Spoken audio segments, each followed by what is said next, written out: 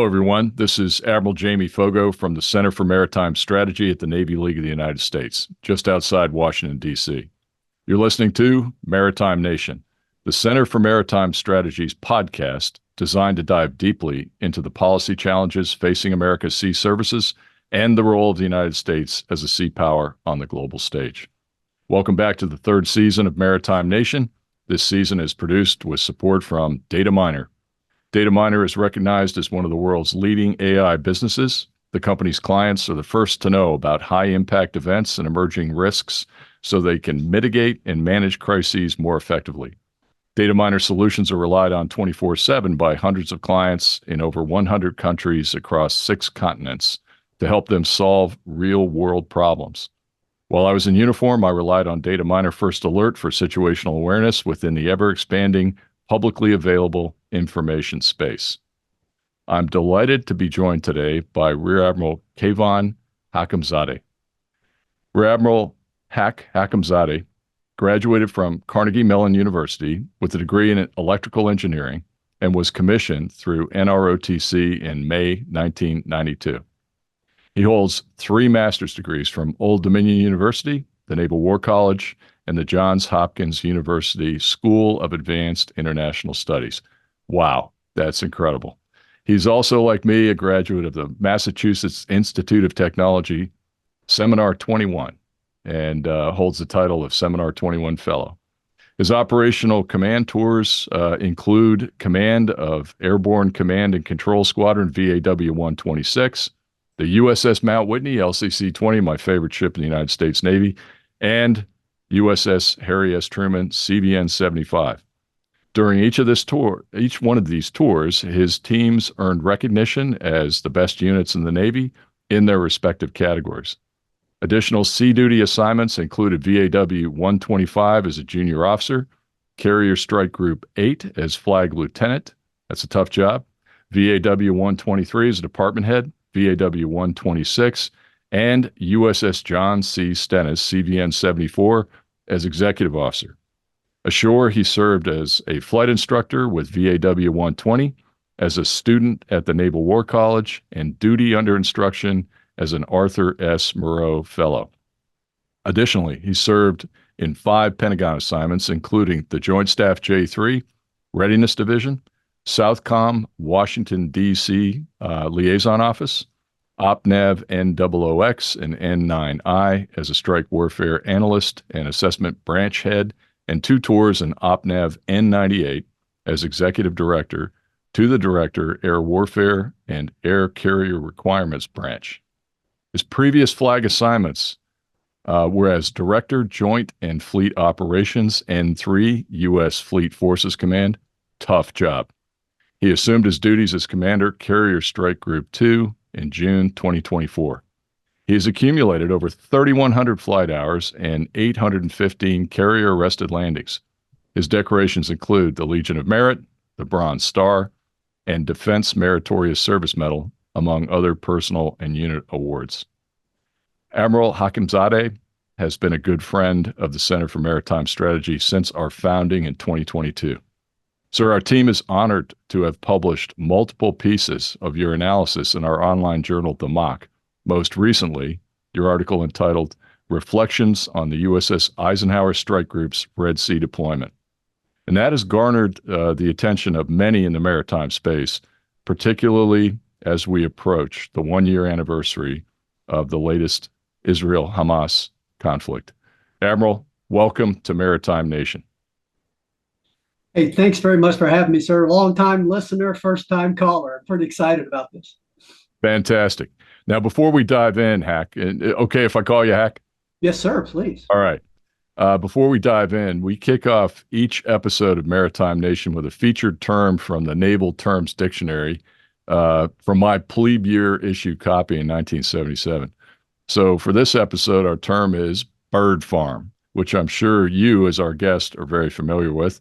For others, bird farm is a slang term which means aircraft carrier, with the birds, of course, reflecting the multiple aircraft that are on board that ship and deploy with that ship. We're going to touch in this episode on the significance of aircraft carriers and the Naval Air Arm in the fight against the Houthis. So let's dive in. Admiral, I first want to talk about a piece you wrote for the U.S. Naval Institute a few years back called What's in a Name? In the piece, you shared a bit about your background growing up in an Iranian American family and your path into the United States Navy. You were born in Texas, but you lived in Iran for a time during your early childhood. Could you share a little bit more about your background and what called you to join the United States Navy? Absolutely, sir. My Iranian heritage defines me. It shapes my worldview. My father was Iranian, my mother was American, and my name, Kavon Hakimzedah, reflects that. We moved to Iran when I was born in Texas, and we moved to Iran when I was a baby in the late 60s, and we lived there through the Iranian Revolution in 1979. When we left, I was 11 years old. I'd gone from kindergarten through sixth grade school there in an international school that was half English and half Farsi. So, I was a fluent Farsi speaker.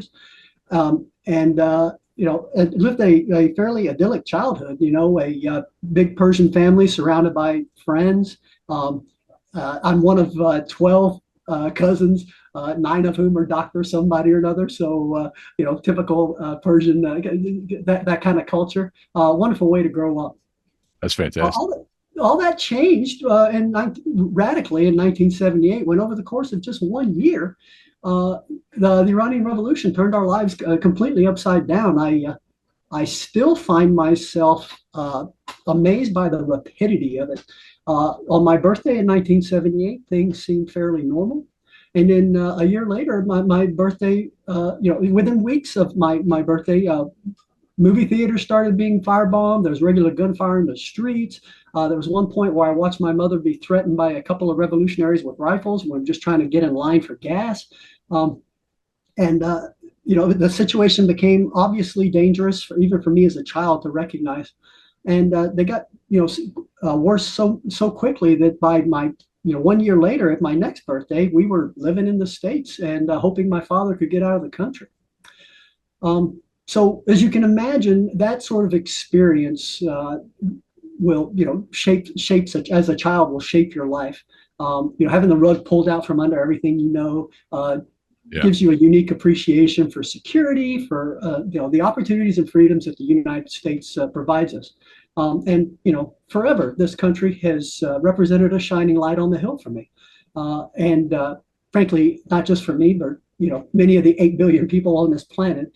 I suspect you've had the same experiences I've had, where you've spent some time speaking to somebody who's talking about all the problems with America, in public, and then they pull you aside afterwards to ask you for help to, with a visa to come over.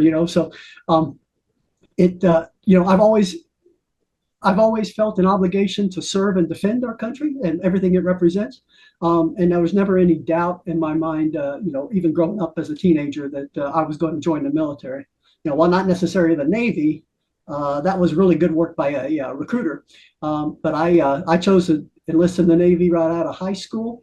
And, since then I've had 37 and a half pretty good years of doing this. And I still find myself astonished that a guy named Kavon Hakimzedah can be a U.S. Admiral, but that's a true testament to our merit-based U.S. Navy. Absolutely. And that is the American dream. Wow, what a fantastic story.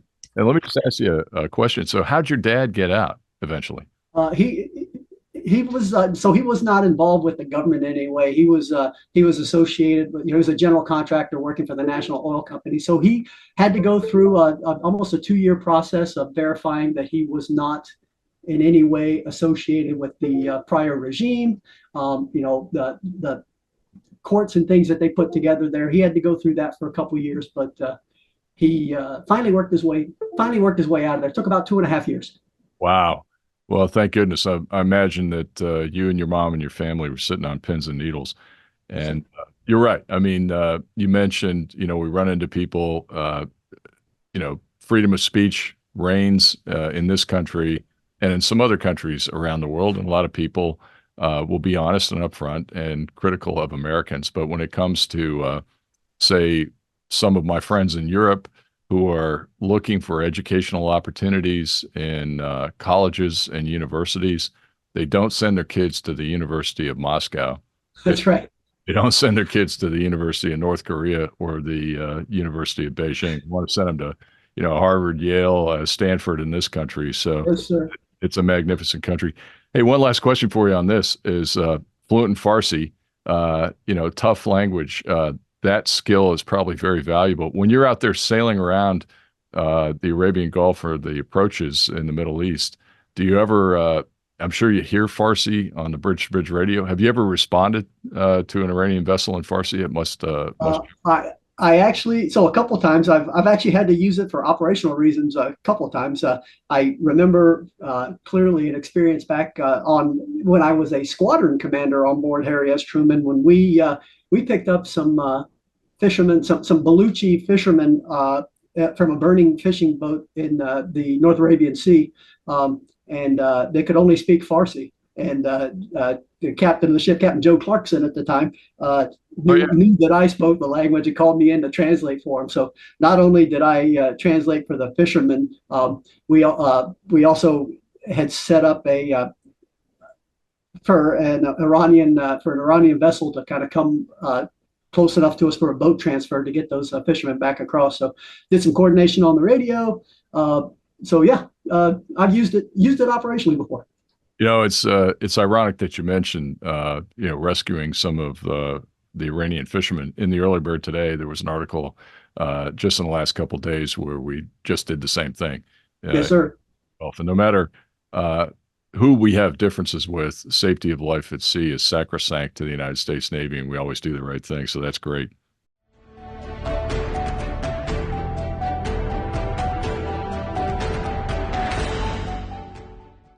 Well, let me shift gears here. So after command of an E-2 squadron, you were selected for the Navy Nuclear Power Program.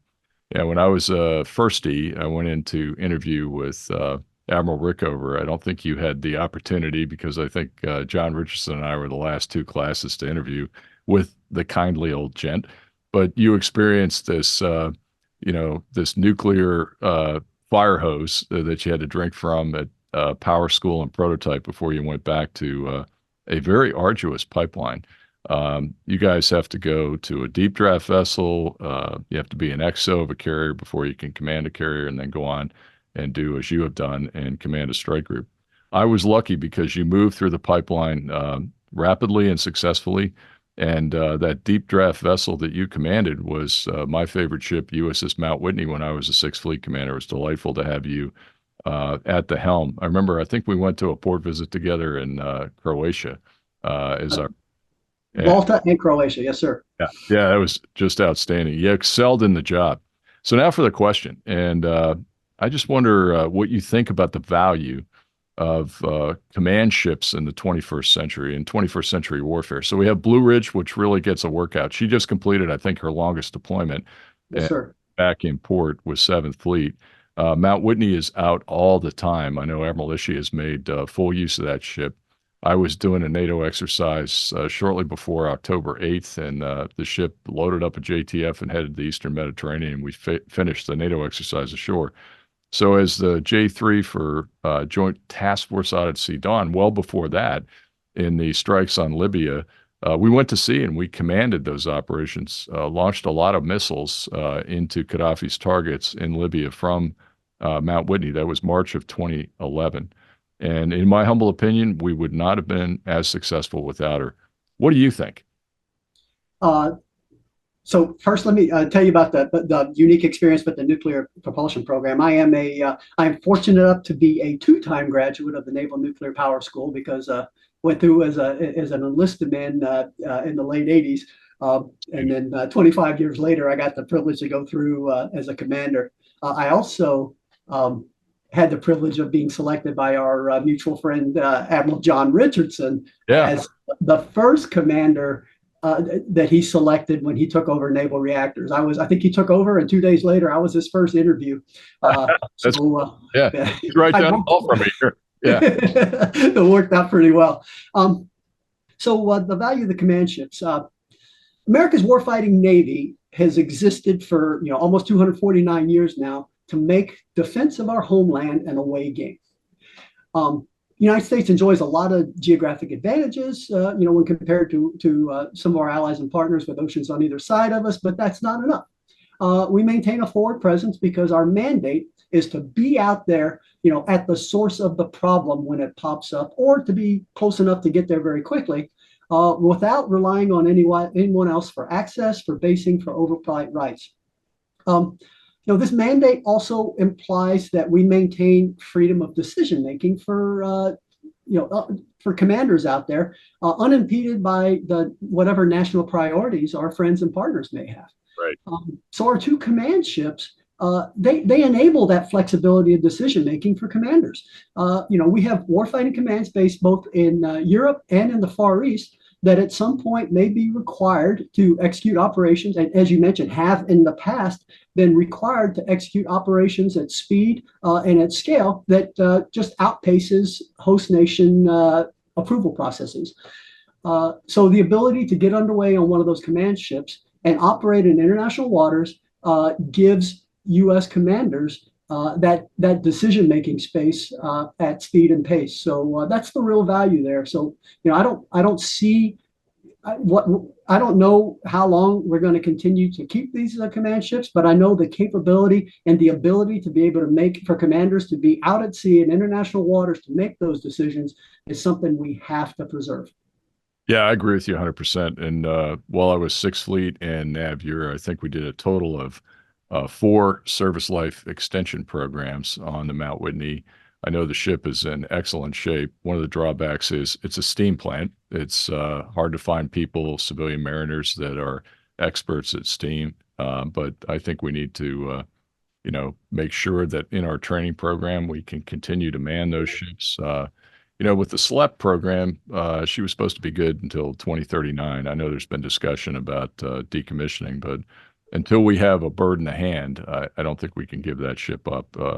It really, there is no substitute for a building ashore taking the place of a command ship where you can fit a joint task force on board. And to your point, during Odyssey Dawn, before the Italians actually came on board as part of the coalition, we did not want to plan any strike missions on Italian soil. And Sure. To be perfectly above board, we got underway from Gaeta, Italy, on Mount Whitney and went outside 12 miles from land into international waters. And we were free on a sovereign American ship to do what we had to do, and we did it.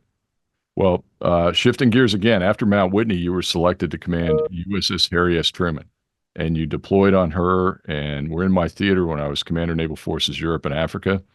You conducted combat operations in the East Med and the Arabian Gulf, and you were in command when the COVID crisis hit the world. So immediately after the issues that we had with USS Theodore Roosevelt in Guam in the Western Pacific in 2019, I called the Sixth Fleet Commander, Vice Admiral Lisa Franchetti, and I said, hey, based on what happened with the carrier out in the Western Pacific due to COVID, I'd really like to talk to the strike group commander, Rear Admiral Bucket Loisel, and I knew you guys. I think I'd ridden the ship as you came through the Med. Yes, sir. And you, as the commanding officer of the Harry S. Truman, because you were preparing to leave the Gulf and transit the Suez Canal and come back into theater. Do you remember that? Yes, sir. Absolutely. So Vice Admiral Franchetti said, okay, staff, let's see what we can do. And it was amazing. In about an hour, both you and Bucket were up on a Tandberg, sitting side by side, smiling. And that was number one, up check for me. Looks like things were going pretty well. And we talked about a lot of things. We talked about the health and welfare of the crew. I asked you, how many guys on board have COVID? 0. Wow, that was amazing. And your transit through the Suez, I asked you about, hey, fellas, you're going to get a lot of security people and Egyptian pilots coming on board. We think, they obviously are doing a lot of shifts, so there may be a risk of transfer of COVID there. I want to know what kind of mitigation efforts you have. And I also let you know, and you guys beat me to the punch. I said, look, I'm not doing carrier onboard delivery aircraft transfers to the ship while you're in the Med for safety reasons. And they said, no worries, sir. The wings are folded. The crews are in quarantine. Everybody's healthy, and we'll do underway replenishment while we're in the theater. So that was a tough time. And I thought you and Bucket and the team just did an outstanding job of fighting what I call the seventh domain of warfare. The sixth domain for me is logistics. The seventh domain is the biosphere we live in, and the enemy or germs, unseen, and they don't know the difference between non-combatants and combatants. So can you talk a little bit about that time? That must have been pretty stressful for you guys. Plus, you were extended. I think that was a 9-month deployment. So that was pretty tough on the crew. Yeah, we ended up, by virtue of being clean, not having any interaction for humans with humans during the whole early COVID crisis. We ended up staying out because once we got into the Atlantic, started heading home. Admiral Grady was trying to put together a West Coast strike group, and with trying to make sure that the no COVID cases were on board and isolating folks and everything. It took them a while to do that, so we spent a couple of extra months moving up and down the East Coast of the U.S., being ready, being available in case we're needed. To speak about the seventh domain of warfare, and I think I agree with you on this one. We are planners by training and by nature. What we do in the military, we've had plans in place to deal with germs for years. Just the nature of what we do on an aircraft carrier. You bring together an aircraft carrier strike group, brings together people from all over the country into a single large ship in the case of an aircraft carrier for training events and for deployments. And a crowd of this size will inevitably bring whatever germs they happen to be carrying on board. So whether it's a particular strain of coronavirus or whether it's some sort of gastrointestinal issues, those things tend to all kind of come together at a single point, and so you have protocols in place to deal with them. But the problem with COVID was asymptomatic transmission, right? Right. That's what outpaced our protocols. Every protocol we had in place at the time was the underlying assumption was that the plans would be put into place. We'd implement things upon first detecting symptoms. And the problem with COVID was it beat us to it. With asymptomatic transmission, by the time we started seeing symptoms, we were way behind. I'd say we're a learning organization. We've adapted. We are nothing if not a learning organization here in the DoD. So I think we're better at the seventh domain now. I think we're throwing a lot of resources at trying to better understand the evolving germ threat, and we've put processes in place to understand things like global epidemiological trends to better stay ahead of even the sneakiest germs out there. And I'm not saying now that we've got this problem licked. In fact, if COVID proved anything to us, it proved that no matter how hard we work and plan, we are very likely to be surprised again. But the thing I'm most confident about is that, we in the U.S. Navy and in the Department of Defense are really good crisis managers. I'd say best crisis managers and crisis responders in the world. So, I'm confident that we can respond. One more thing to say about COVID. It's an interesting dynamic that I dealt with, as we were waiting to come home, as we were sitting in the Atlantic waiting for another strike group to get underway. A thing that had surprised us was the psychological impact on sailors on the ship. It was a new thing for us. We were out there safe. We were out there, again, not a single case on board, and we cut off every vector, so we made sure that we weren't going to get any cases on there. But the psychological dynamic as warriors of, my job is to stand between my country and my family and the problem, the adversary out there, was flipped on its head with COVID. We were out there safe, and our families were on the front lines. I saw it was surprising the number of people that's an interesting perspective. Yeah. Yeah. Yeah, so we had some I had some serious discussions with the crew about that because again it almost goes. It undercuts your role as a warrior, if you will. Outstanding. I think at the time, as you guys were cruising up and down the East Coast of the United States, you had a visit from the Secretary of the Navy. Do you remember? Yes, sir. We had a couple of visits out there. Yes, sir. Yeah, Secretary Braithwaite came out. And that's right. Interesting story about that is he is class of 1984 from the Naval Academy. He's a classmate of Long Aquilino. And there's another person in Washington, no names mentioned, who is also a classmate of Secretary Braithwaite. And she's a mother, and one of her kids was on board Harry S. Truman with you. So she sent the secretary a note because they're all well connected in the Class 84 and said, "Hey, these guys have been out to sea for 9 months. You got to bring them home." And he Yeah, responded. He responded immediately, and he goes, "Look, we're going to do the best we can under the circumstances, but I plan on going out there." And he did, and he cut through the red tape. And I think he gave you a spot nuck or a muck when he, that's right. yeah, that would. And so I thought that was great leadership, and at least some mitigation for a job extremely well done because you guys were you were carrying the load.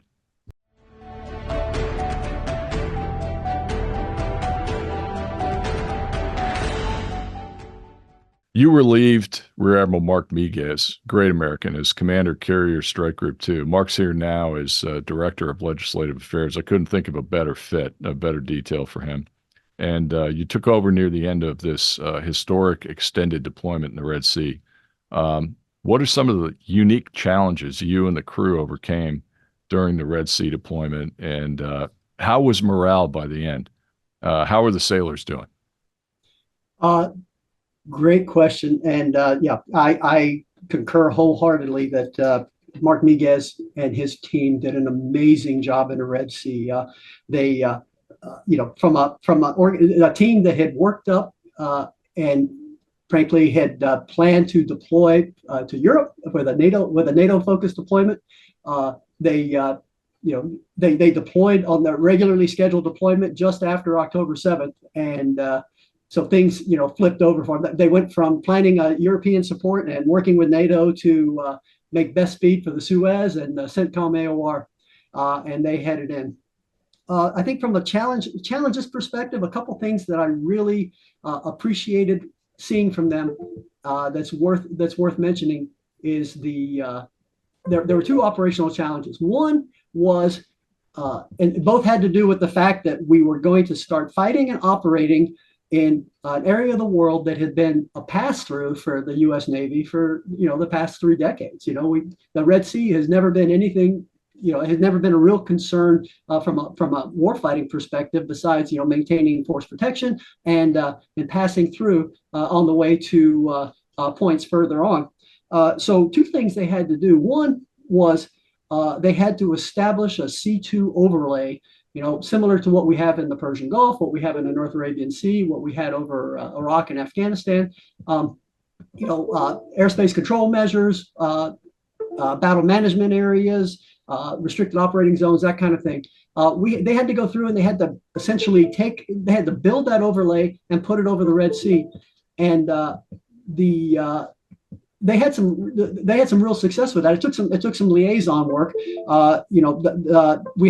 He had liaison officers heading both to the CAOC and to Fifth Fleet headquarters, and I think they achieved they set this up pretty quickly because of the fact that because we share a joint doctrine with our Air Force brethren, and we speak the same language. So they were able very quickly to set up a C2 structure over the Red Sea that allowed for simultaneous combat operations, simultaneous combat operations over the course of geographically separated with sector air defense commanders, etc.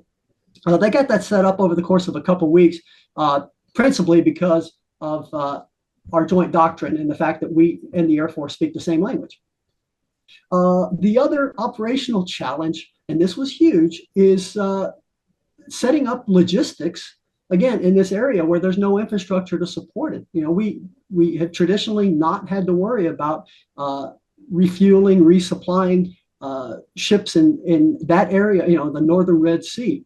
And the real heroes of this deployment are the Ike Supply Department, the Supply and Ordnance Departments, and NAVCENT and NAVUR and at Fleet Forces, because the work to get food, to get fuel and ordnance to the strike group over the course of 7 months was absolutely Herculean. And the folks literally moved mountains to make that happen. So I think those were the two big operational challenges, and both we worked through both of them, but it took a lot of work.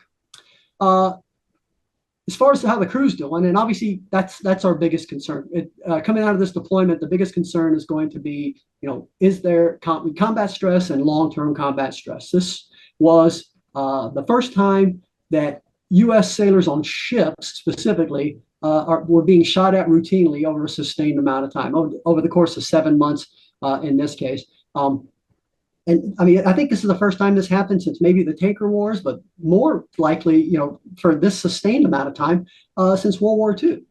The mission requires watchstanders and combat information centers on destroyers, on the cruiser, and on the carrier to be vigilant for many, many hours at a time. And then once a inbound threat is detected, it requires them to make a decision as to what kind of capability they're going to employ against that threat relatively quickly. And actual employment of a capability or of a particular weapon, is done in a matter of seconds. So the professionalism required to stand that watch and to keep up that sort of pace is just, it's staggering, the amount of professionalism that they displayed, and our expectations of our sailors. Otherwise, the challenges revolved around just the general morale on the carrier more than anything. The carrier spent well over 200 days at sea without a port call. There wasn't the opportunity. The combatant commander could not afford to allow the ship to come off station even for a short amount of time. So that was probably one of the biggest concerns. We did manage as a strike group to rotate the escorts through port calls each. So the escorts had it slightly better off, but the carrier just wasn't going to get time off. The Navy has made, again, we've dealt with this problem before, but and continue to deal with it. But the Navy's made huge investments in supporting morale and supporting mental health. And they certainly did so in the Ike Strike Group. In addition to the standard medical and religious ministries capability, the team also, team had a psychologist deployed on board with an augmenting psychologist coming from Air-Land several times. We had a deployed resiliency counselor, we had a resiliency educator, we had behavioral health technicians, and of course we had our favorite crew member was the facility dog, lovingly called Captain Demo. Golden Retriever that the crew absolutely loved.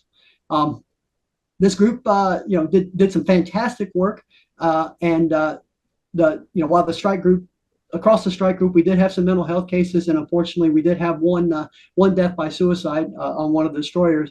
The folks, collectively did an amazing job trying to maintain morale. As far as efforts within the strike group to address the morale issue, Admiral Migz and his warfare commanders recognized early on that they were going to have to take proactive measures, and they established human factors councils at the departmental level on the aircraft carrier and at the command level for the squadrons and for the destroyers, and where, no kidding, routinely the command leadership would sit down and talk about and look at the human factors associated with every single sailor in that strike group. And I believe that program that they put in place and the attention that they were able to bring onto individual sailors prevented a lot of potential problems. I think they did a really nice job there. Now, our secret weapon on the carrier, of course, was Captain Chris Chowda Hill. The CO of Ike. Yeah. I suspect there are very few of our listeners today who don't know who Chowda is. He's got tens of thousands of social media followers. I think he's absolutely cracked the code on morale. His way of the warrior sailor guidance that he put out to his troops is, which I tend to think of in terms of what it does is it operationalizes our culture of excellence 2.0 in the Navy. It's an absolute model of servant leadership. He connected with his sailors because he not only told them that he valued and loved them, but he showed them that he valued and loved them every single day. So just, I think he's also cracked the code on communicating with sailors and their families. He goes to where they are, which is out there on social media. Every day Ike is out to sea, I think literally there are tens of thousands of people who are looking forward to seeing, what sailor's going to get a cookie on board Ike today. And as you recall, sir, I take senior leaders. I'm pushing very hard for senior leaders to spend advocating for senior leaders to get on social media. As I feel that it's almost a modern equivalent of walking the deck plates, getting out there to where your sailors are, hearing what they have to say on the subreddits. As far as how our sailors doing now, I'd say so far so good. CNO took a she recognized this problem early on, and she has directed us to track every single sailor that deployed with us for these first 90 days after we got back. We're approaching about the 45-day point now, so we're tracking them on an individual basis. So I got pretty good data so far. And as far as problems go, I think we're trending consistent with other returning strike groups that did not have this experience. So no real deviations. So I'd say as far as morale goes and as far as the crew's doing, mission and purpose matter to our sailors. And there was plenty of both to go around on this deployment. Pac, what a great answer. I mean, I got several follow-ups here for you. First of all, on Captain Demo, great to hear. We've got a yellow lab out there. I mean, everybody loves dogs. America loves their dogs. And, I got a classmate, company mate from the Naval Academy, retired Captain Neil Kuzumoto. It took him a while after retirement, but he wrote a book, and it's out there on Amazon. It's a bestseller called Navy Dog, and it's about his dog. I think it was on Vandegrift, but don't quote me on that. And fantastic story. Everybody's proud of Neil. And actually, the fact that he was kind of ahead of the power curve back then, because he retired over a decade ago. Everybody, as you point out, knows Chowda Hill. I envy that guy. His social media footprint is magnificent. He shares everything that's happening within the realm of what he can share. And you guys really made great use of open source information and social media while you were on deployment and back from deployment to tell that story. And, that's kind of near and dear to our sponsor, Dataminr's heart. That's what they do with open source, with their products. And I couldn't agree with you more that Chowda and your methodologies of getting around or using social media to communicate with both people on the ship and the associated and direct support of all the other destroyers and cruisers that are with you. It reminds me of management by walking around, which was the mantra of President Abraham Lincoln. He'd go to the battlefield and he'd spend time with the troops, and that's how he learned how things were going in the Civil War. So bravo Zulu to all of you. And it's a tragedy that we lost one sailor, but you deserve kudos for everything you did with your team to keep morale up for a very, very stressful and a very long time. And I hope that all those sailors continue to do well as they're back here in the United States.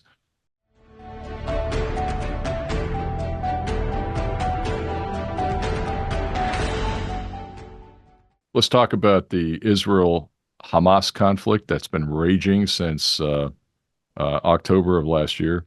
We saw the tension spill over in the Red Sea shortly thereafter. The Houthis' attacks on military and commercial vessels created a heightened security risk environment. Can you describe for us the strategic importance of the Red Sea and the danger that the Houthis present to the United States and the global community at large? Sure, I can certainly try that, sir. Let me start by saying that when I want to learn something about the Houthis and the geopolitical and the strategic environment in the Red Sea, I turn to the Center for Maritime Strategy's own Dr. Ian Rabi. He is an expert based not only on his knowledge of maritime security issues, but also just because of his extensive personal relationships that he has in the region. Couldn't agree more. So, the Red Sea, connected by the Suez Canal in the north and the Bab el-Mandeb Strait in the south, we spoken BAM in Navy parlance, forms one of the main global maritime trade choke points, just like Malacca, Hormuz, Gibraltar, Panama, etc. But in case of Red Sea, it represents the fastest route to get energy, raw materials, manufactured goods, from the Western Pacific and the Middle East into Europe. In in preparing for this discussion, I pulled a little bit of information just to provide our listeners with some context. So prior to the Israeli-Hamas conflict, approximately 14% of global maritime trade and over 30% of the global containerized trade was transited through the Red Sea. Since the Iranian-backed Houthis decided they were going to throw their efforts in with Hamas, since mid-November 23 through the data I have is through the end of March, but I've seen some recent numbers as well. There have been upwards of 60 attacks specifically targeting commercial ships in the Red Sea and the Gulf of Aden. That's according to Lloyd's. That number doesn't include fishing vessels or attacks on Navy ships or naval units, both us and our allies. Most of these attacks have been carried out with drones, missiles, or some kind of combination of both. There were 4 attacks during which assailants attempted to board the ship. In fact, there was a 5th one here with Seoul Union in the Red Sea right now, the potential environmental disaster out there. But either skiffs or small boats. And in one case, they actually used a helicopter where they managed to hijack a vessel, the Galaxy Leader, and its crew. In some attacks, one-way unmanned surface vessels or drone boats have been used, but in most of the attacks, ships were hit by missiles. And it's important to remember that the ships in many of these cases, the ships were hit, only suffered minor damage and no injuries, and just continued on their way. Although during the Eisenhower time in the Red Sea, there were 2 sinkings, two ship sinkings. I think, the big Red Sea story this week is the attack, or from last week and into this week, was the attack on a Greek-registered Seoul Union, the oiler that's carrying, carrying 150 million barrels of oil. I'm sorry, 1 million barrels of oil, which is about 4 times what the Exxon Valdez was carrying back in the late 80s. Right now the world is concerned that the potential of sinking of that ship and the environmental disaster that might follow. Again, environmental disaster on Yemen, in fact, that might follow as a result of the initial and follow-on attacks on that ship. Unbelievable. There are a lot of studies out there that attempt to kind of quantify the economic impact of these attacks. But it's safe to say that vessel traffic through the Red Sea has dropped off considerably. I mean, some numbers out there talking 70 to 80% drop off, which has resulted in higher transportation costs, and that tends to get transferred over to consumers. I'd say, and again, I would defer to experts like Dr. Ralby on this, but I would say that most of the legitimate shippers out there have been able to either absorb those costs or transfer them, and have just tended to avoid the Red Sea at this point. And the ones that are going through there now are those with that are trying to gain some sort of economic advantage by saving a few bucks per container by trying to get through there, whether they've worked a deal with the Houthis or not, or even some out there with illicit cargoes that they don't really want to spend a lot of time. They're trying to get from point to point quickly. I'd say there's been the economic impact has certainly been huge. The traffic going through has certainly been huge.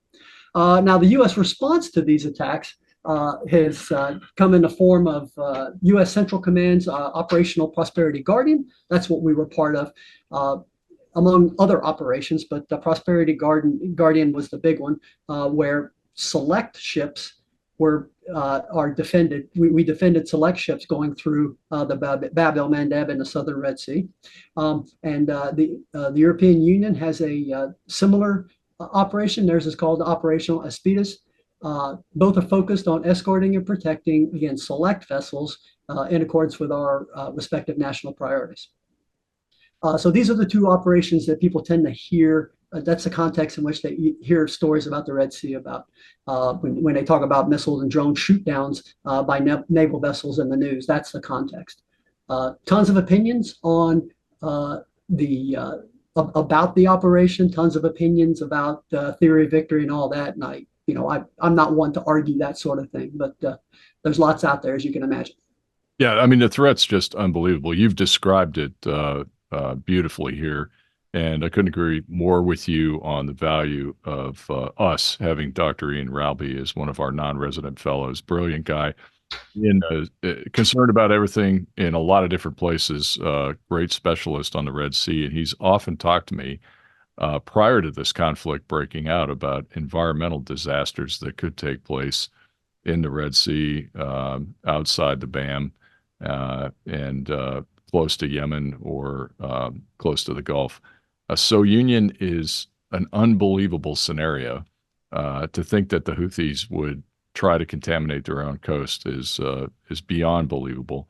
And the economic costs of this, we are trying to keep that channel open to get to the Suez.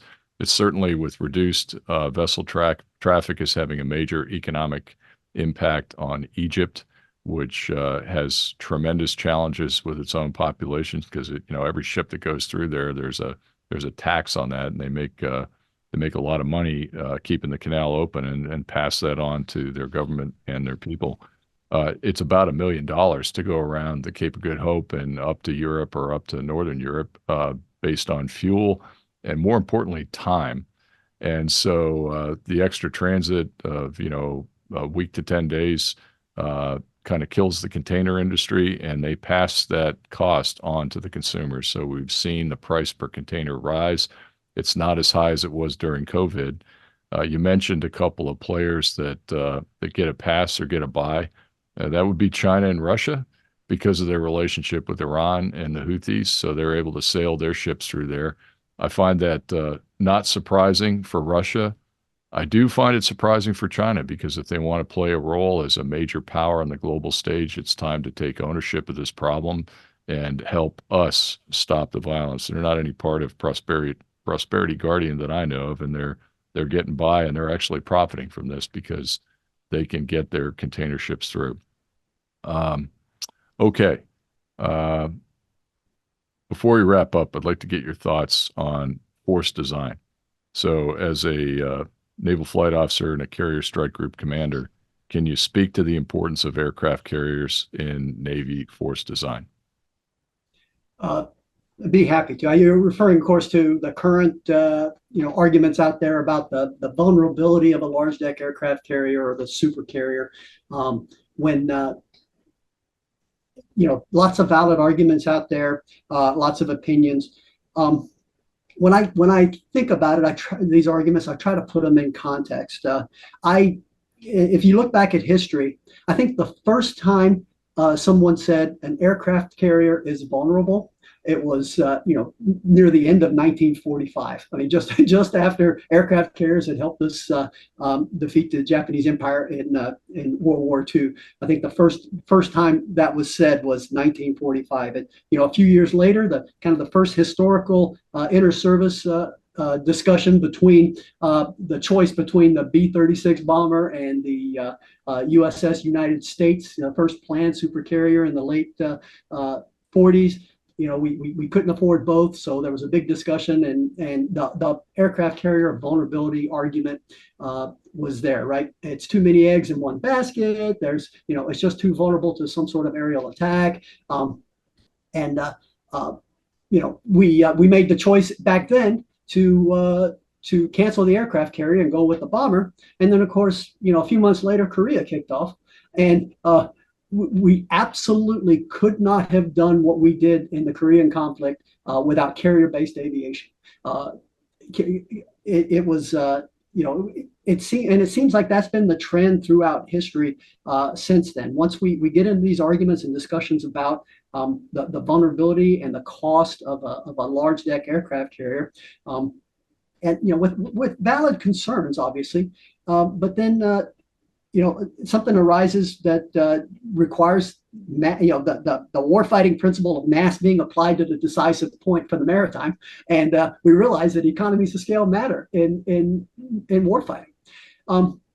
If you recall, as a Cold Warrior, you remember the discussion about how vulnerable aircraft carriers were to long-range cruise missiles and the AS-4 Kitchen, and the fact that there was no way we're going to get close enough to be able to use them against the Soviet Union. And we came up with tactics to get around it. We came up with the outer air battle, Along comes Desert Storm, along come opportunities to be able to generate warfighting capability from the sea without concerns about access, basing, or overflight. 4.5 acres of sovereign U.S. territory. It matters. It matters. That capability matters. So the present argument that the aircraft carrier is too vulnerable is that the aircraft carrier is too vulnerable in the Western Pacific. You got pundits again quoting missile ranges and capabilities, and you make arguments that the carrier is useless in a future fight. These arguments, I think, make two assumptions that I believe are flawed. One is that the United States Navy is somehow unable to operate within an enemy's weapons engagement zone. That's just not the case. We know how to provide security. We know how to provide force protection. We know how to mitigate damage and to continue fighting if we happen to take a hit. The Eisenhower's operations in the Red Sea are simply the latest example of that. Ships and crews spent 7 months sailing within Houthi weapons range. Fortunately, we didn't have to prove that we could take a hit, but we are warriors. We know how to operate in a weapons engagement zone. We know even high salvo sizes, when we know that there's a potential that somebody could get hit, we know how to mitigate damage and how to keep shooting. We're not contract sailors that abandon ship when something like that happens. The second assumption is that the U.S. Navy would somehow, go blindly and uncreatively just sail into the teeth of an enemy's defenses. The fact of the matter is that we are trained and very skilled practitioners of operational art. We're quite capable of coming up with plans, that are all domain, that maximize capabilities of the entire joint force, and may not be what our adversaries expect. So I believe until we come up with a capability that replaces the aircraft carrier, that can provide mass fires from the maritime without any concern about access, basing, and overflight, I think the large deck aircraft carriers are going to remain an integral part of our plans because, like I said before, economies of scale matter in all warfare, including maritime warfare. And mass is a principle of war for a reason. So the aircraft carrier remains the most effective way to mass combat power against an objective from the maritime relatively quickly. Absolutely. And that's why China wants what we have. And they're on the third carrier now. The first, yes, sir. Really old, Yaoning Shandong, is out in the Western Pacific. We've currently gapped the Western Pacific to have Lincoln over helping TR and the AOR that you just came from. But I agree with you that mass matters. There's a certain quality to quantity, and there's no substitute for that 90,000 or 100,000 tons of diplomacy in the case of the USS Ford and the strike aircraft on board that are able to deliver effects ashore so magnificently as you did on Harry S. Truman. We come to the end of our broadcast here. Rear Admiral Hakimzedah, thank you so much for being with us on Maritime Nation. I think your insights have been absolutely incredible. Follow your career with much interest, and I think you have a very, very bright future in the United States Navy. I'd like to give you the last word before we sign off here today. And taking us back to the beginning when we talked about your Iranian-American roots, Iran and the axis of resistance has been the prime mover for these problems out there because the Houthis are motivated by them. Where would you like to see things go in the relationship with Iran in the future? When I think of Iran, I think of over 80 million Persians that live there. The descendants of a culture that over the span of multiple millennia led the world in culture, in science, and mathematics, and was a global leader for a really, really long time. I love and respect those people. I love and respect their culture.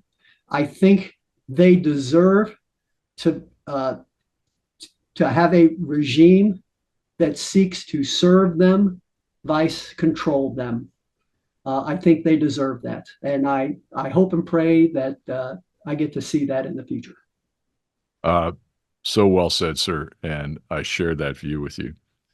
I'd like to thank our listeners and our sound engineer, James Peterson, for joining us here today and each month. If you have not heard our previous episodes, you can always catch up on Spotify and Apple Podcasts. Episodes and all content described here today can be found on our website, www.centerformaritimestrategy.org.